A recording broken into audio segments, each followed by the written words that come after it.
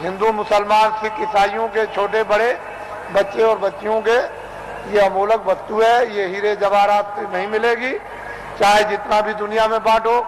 जब उस प्रभु की कृपा हो जाएगी उन महात्माओं पर तभी वर्षा होगी। इसके पहले कुछ छेड़ने वाला नहीं, पत्ता नहीं हिलेगा। लेकिन जो दया उनकी हो गई कि इन आत्माओं को अवसर दे दो, इनको मौका दे दो, इन पर वर्षा कर दो और ये बीज डाल दो। जब वो ऋतु और समय आएगा तो जम जाएगा। महात्मा फकीरों की मेहनत व्यर्थ नहीं जाती।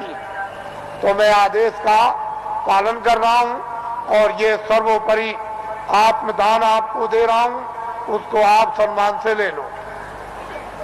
और 2 मिनट, 4 मिनट, 5 मिनट, 1 मिनट, आधे मिनट मनुष्य दरवाजे पर, मनुष्य आत्म दरवाजे पर बैठकर आप जिस तरह से बताया जाए उस तरह से आप भजन करो।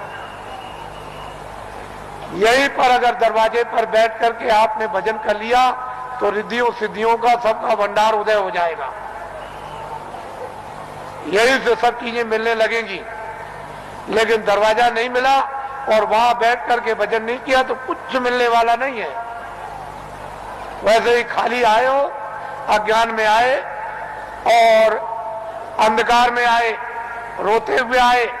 जब जाने का समय होगा तो ज्ञान रखवा लेगा, देखना रखवा लेगा, सुनना और बोलना रखवा लेगा और एक पीछे से ठोकर मारकर रवाना कर देगा।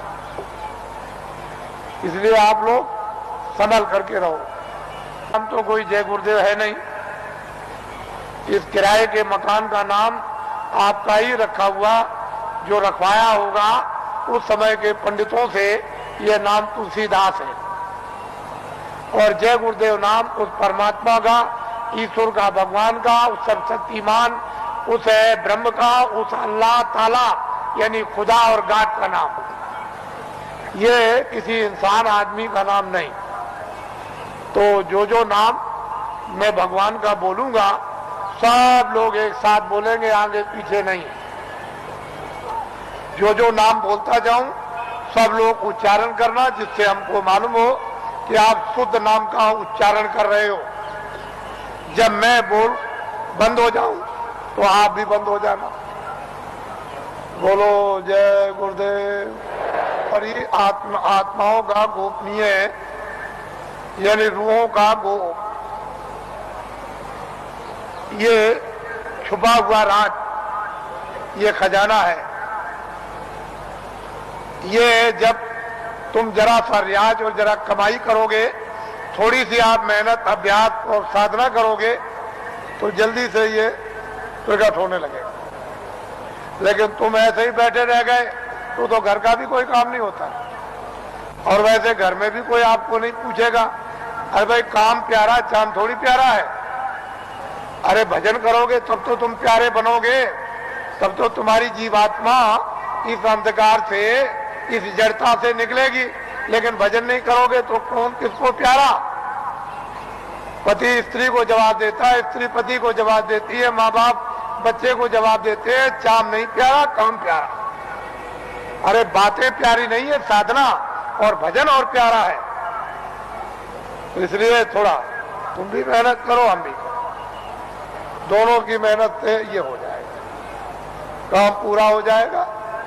आज गुरु महाराज का ये उनका पुण्य, जो संकल्प यहाँ छोड़ गए हैं, जो आशीर्वाद और आदेश जो दे गए हैं, ये सब उनकी चीज है। हमारे पास कुछ, उन्हीं का आशीर्वाद, उनकी दी हुई ये दौलत है। और उन्होंने आदेश दिया है कि इस तरह का जब समय आएगा तो बांट देना, वो आपको मिलेगी। उनकी ये स्मृति है, यादगार, कि ये खजाना महापुरुषों ने बांटने के लिए दिया है। ये उनकी यादगार और वो सब चीजें ताजी। गुरु महाराज बड़े सादे थे, बड़े सीधे थे, बहुत सादगी थी, बड़े सीधे थे, बड़े भोले थे, लेकिन जानते सब कुछ थे। कोई चीज उनसे छुपी नहीं।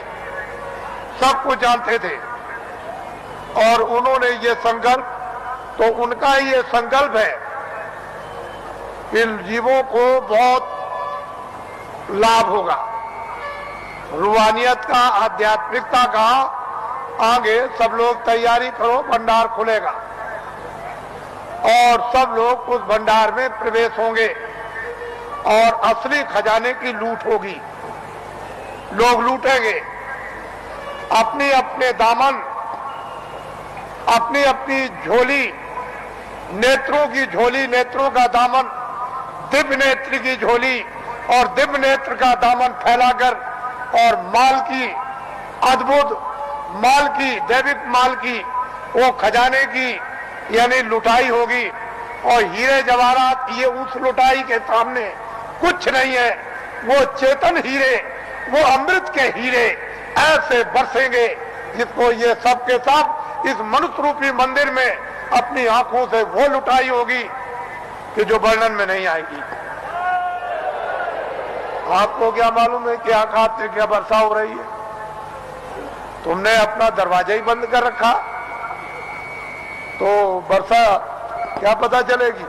अरे दरवाजा तो खोलो, मुंह तो खोलो, तब वर्षा मालूम हो कि कैसी वर्षा हो रही है अखंड। महात्माओं ने जो कुछ भी वर्णन किया है वो कटु सत्य है, उसमें जरा सा भी कोई गुंजाइश नहीं। तो ये उनकी पुण्यतिथि है और उन्हीं के संकल्प का ये आपको प्रसाद। वो तो देने का एक आधार तो चाहिए, तो कोई आधार आपको, जो आधार है वो आपको दिया जाता है कि इसको आप संभाल करके ले जाएंगे। हो सकता है कि साल भर आपको अवसर न मिले, तो इसको आप प्रसाद को संभाल करके रखेंगे और जरूरत पड़ने पर आप इससे काम लेंगे अपनी व्याधियों में, परेशानियों में। कभी कभी ऐसा भी होता है कि हे मालिक, हमको कुछ नहीं चाहिए, जितने दुख हमारे कर्मों के हों वो जल्दी से जल्दी हमको दे दीजिए, लेकिन प्रार्थना यह है कि बर्दाश्त जरूर दीजिएगा और हमको आत्मधन लुटा दीजिए। तो इसलिए भी आत्मधन की लूट के लिए भी प्रसाद खाते हैं, ये तो मुख्य चीज है। लेकिन कभी कभी तरह तरह के कष्ट, तरह तरह की परेशानियां, तरह तरह की हैरानियां परिवार में, बीमारियां परिवार में, बच्चों में और बच्चियों में, पत्नी में और पति में, भाइयों में, माँ में, पिता में, अड़ोसी में, पड़ोसी में, जात में, बिरदारी में, समाज में, दफ्तरों में और राज में और इसमें और उसमें, ये तरह तरह की जो बीमारियां, जो रोग लग गए हैं, उनके लिए भी लाभदायक। लेकिन यह है कि अनुचित उपयोग करोगे